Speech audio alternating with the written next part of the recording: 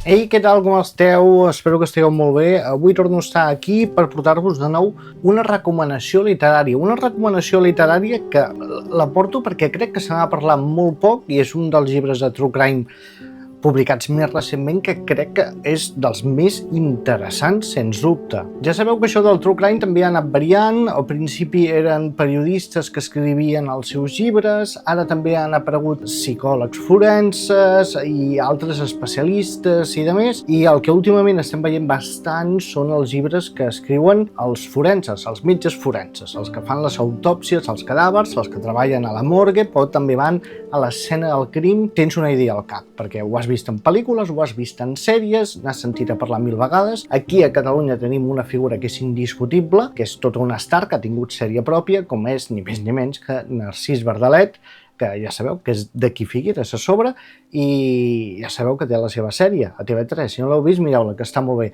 I també se li han dedicat diferents llibres, i també fins i tot jo li vaig fer un vídeo fent un recorregut pel cementiri de Figueres, que també us el recomano, que us deixeu el link per aquí. Vale? Doncs un forense, concretament el doctor Philip Boxo, no sé si es diu així, s'ha publicat aquest llibre a Espanya, que és Los muertos tienen la palabra, de Plaza i Janés. Ja us dic, metge forense, amb uns quants anys ja de carrera a les seves espatlles. El que m'ha cridat més l'atenció era que sortia com molt destacat, qui portava una faixa de color groc que et deia ha vengut més d'1 milió de llibres i de més.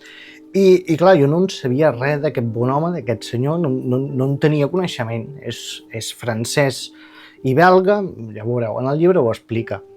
I jo no sabia qui era, però a mesura que vas buscar informació descobreixes que realment aquest senyor és tot un fenomen. O sigui que prepareu-vos perquè segurament han publicat aquest llibre, però és que en té 2 llibres més publicats que es veu que també han sigut un èxit de vendes brutal, sobretot a França. Ara l'estan començant a traduir i ja us dic, és el primer que arriba, però segurament cauran la resta. Almenys això espero. Què fa aquest llibre que sigui especial? Un llibre d'un forense normalment hi ha 2 opcions, que sigui que t'expliqui com una espècie d'assaig el que fa la seva feina, i després hi ha una altra tipologia que són els que el forense t'explica diferents casos que ha viscut. El primer, els que són més assajos, solen ser molt tècnics, volen ser molt rigorosos i a més que serveixin sobretot més que per fer divulgació. Jo crec que fins i tot a vegades estan més pensats per estudiants de medicina forense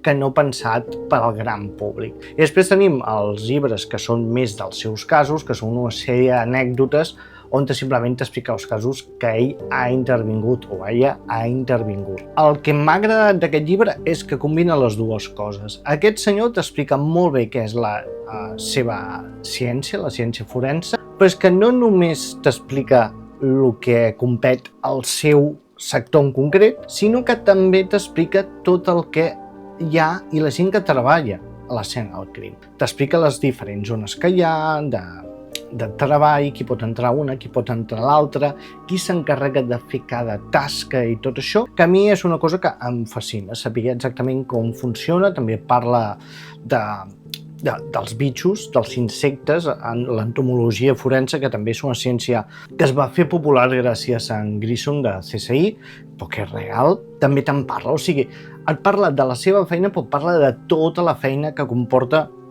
quan es troben un cadàver i sospiten que segurament ha sigut assassinat. Tot això ho fa de manera molt amena, passa superbé, i després el que fa és dividir el llibre per capítols, per diferents temes, jo què sé, suïcidi o assassinat o una altra cosa.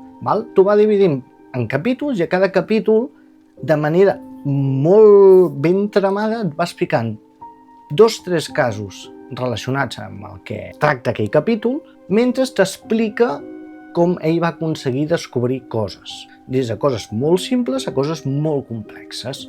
Sí que barregem la divulgació, potser podríem dir més científica, amb els casos, que seria una cosa més periodística, podríem dir, o narrativa. Però el millor de tot és que tot això t'ho fa amb, no diré amb conya, sinó que té cert sentit de l'humor que ho fa una mica especial. O sigui, t'ho explica de manera bastant franca i des d'un punt de vista no sé com dir-ho, no dic que hi hagi cinisme, però sí que ho fa molt informal.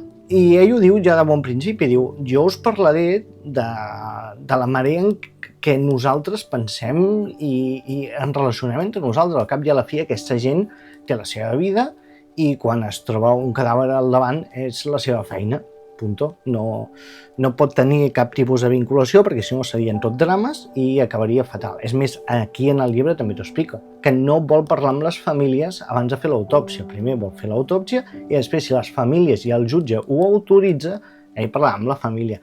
Però que de bones i primeres té que marcar una certa distància, perquè, com és lògic i obvi, si no acabaria tocat del bolet. Aquí ens ho explica tot això d'una manera, ja us dic, molt planera, molt simpàtica, sense encardar-se de ningú en cap moment, però sí que ens explico d'una manera molt informal que fa que entri tot molt bé.